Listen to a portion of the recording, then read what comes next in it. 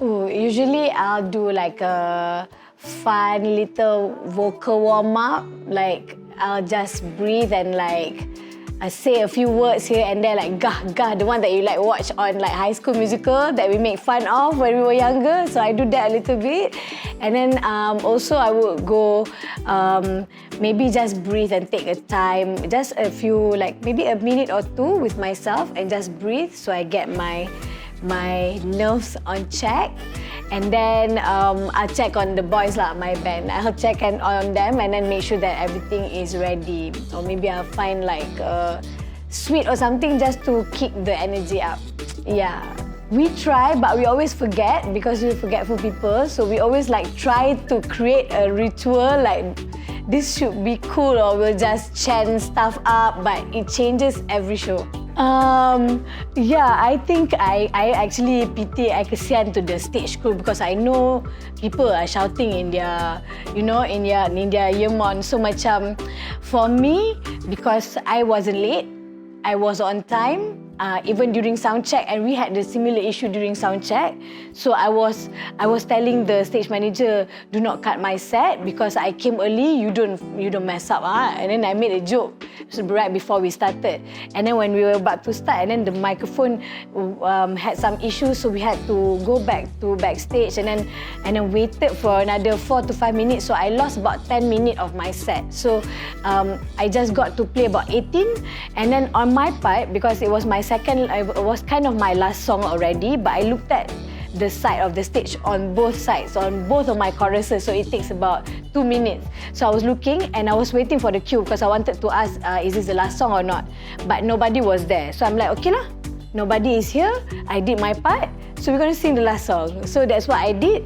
And then when we were about to hit the chorus, and then suddenly he came in front and then was running and like, cut, I'm not going to cut. It's like I respect the stage and the crowd enough to not potong. To not like potong steam untuk like not, because they don't deserve that. Whatever that happens behind is the issue behind. It's like a restaurant lah, because I'm a hospitality student. So, whatever, it's front of the house. So I rather people look at it like a technical issues instead of any issue going on stage. So I just kept on going, and then in the back of my mind was, okay, I did my part, I wasn't late. Paling-paling pun I need to say sorry to the next band after me, because they were also on time and they are waiting for their part, for their set. And then on my part was, yeah, because I didn't do anything wrong. That's it lah. And I like to be right, so I made sure I was right the whole time.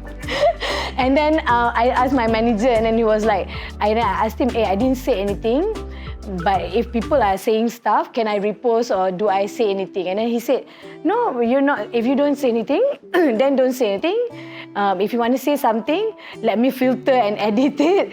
Other than that, you can repost or retweet whatever you want, because the people are talking about it, not you. So I was just, but it was also a surprise that people cared, because it was my first time and I was more known in the Malay independent scene, and it was my first year going into the urban scene, the English urban scene.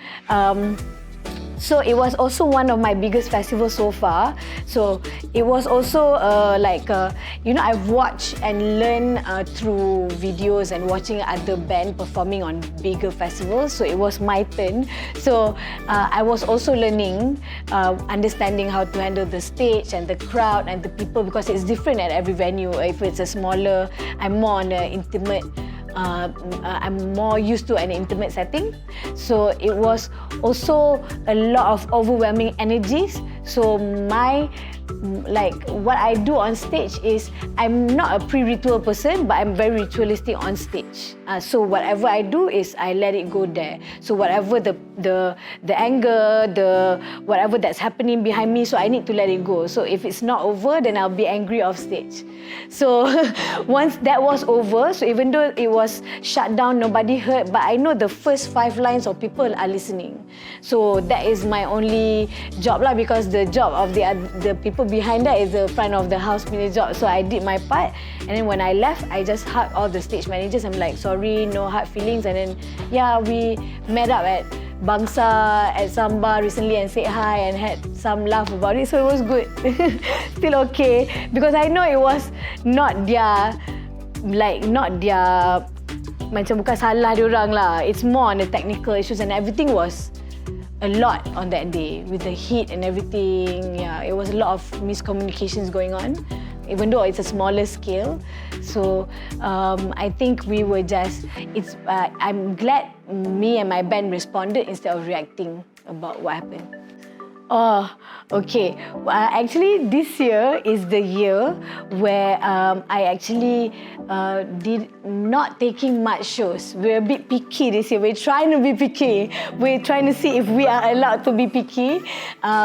So last year, Good Vibes, and then we went to Sarawak for another festival, and then we took a break. So basically, Leaism is on a break, but we only do maybe the festival shows and the shows that we really want to do this year, because after what happened, shows after shows last year, it was also a recovery year for me post-pandemic. So it was interesting to see how everything goes very fast again, and I didn't really enjoy it 100%. So I was like, okay, I need to take my time and really set my own pace. So this year we are planning on on our EP and music videos and more archiving and recording and release.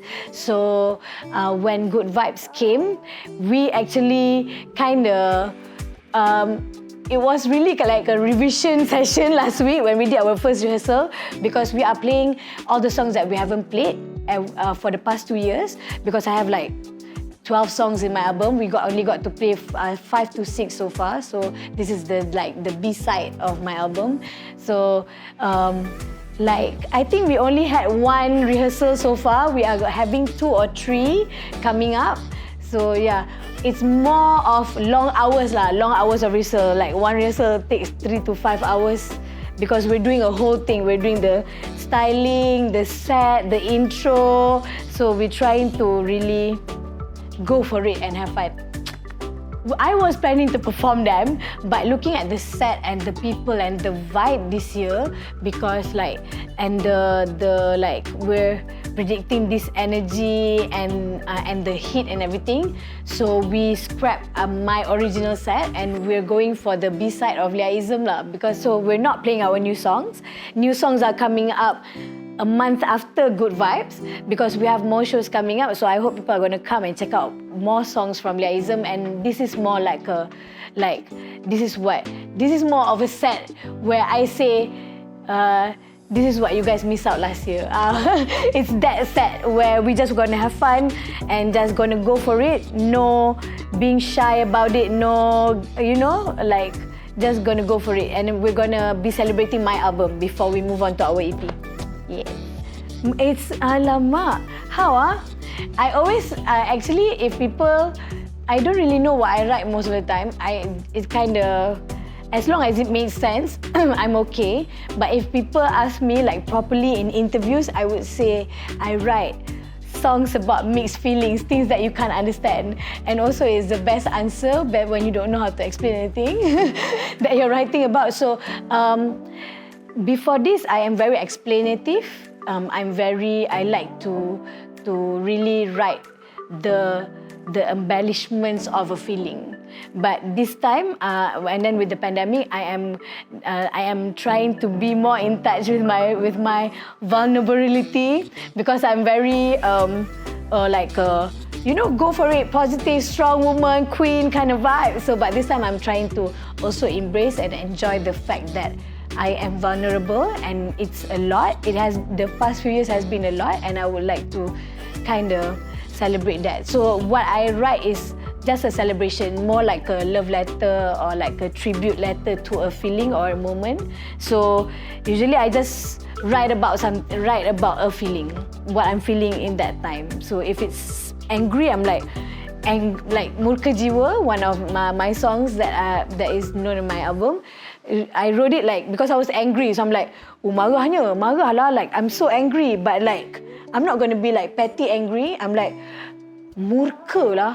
Oh, better murka. Like the queen is angry, you know, it's wrath, it's not anger. So that's how I write stuff.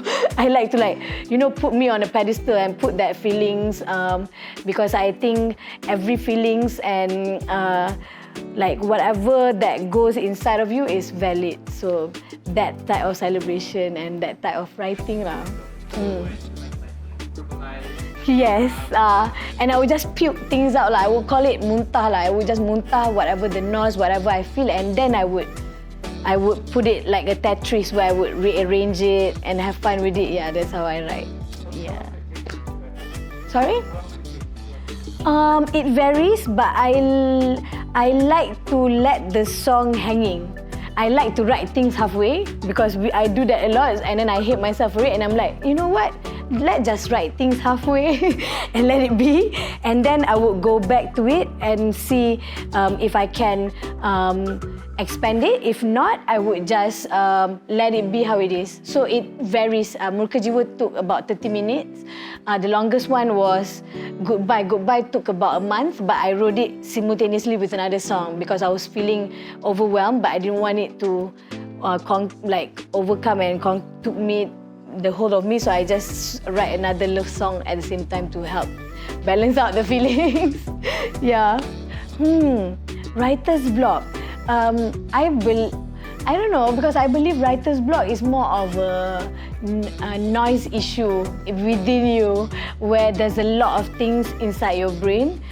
Because I'm bipolar, so there's a lot of very overwhelming things where it's racing thoughts and racing words and stuff. So what I do is I purge it out. I would pick up my book and just write and just let, whatever, if it might make sense or not. If it's like, hey, you are whatever, this thing is whatever, engkau whatever, memang ni, whatever, with no ethics and whatever rules, I just write things out about, and then when I'm done, then I just put it aside and I take a breather, maybe smoke, and then drink coffee, and then I write. Because I think, again, what I learned is about when you are writing or when you are creating, it's about being vulnerable. So it's more on, are you ready to face that vulnerability, or do you want to get some time off? So it's not a writer's block, it's more of like, do I want to take a break and, breathe everything and understand, take time, or do you want to okay, I'm done with this, put it aside and then just go for it. So yeah. Yeah, so for me, it's not really writer's block, it's just you and your time and your pace.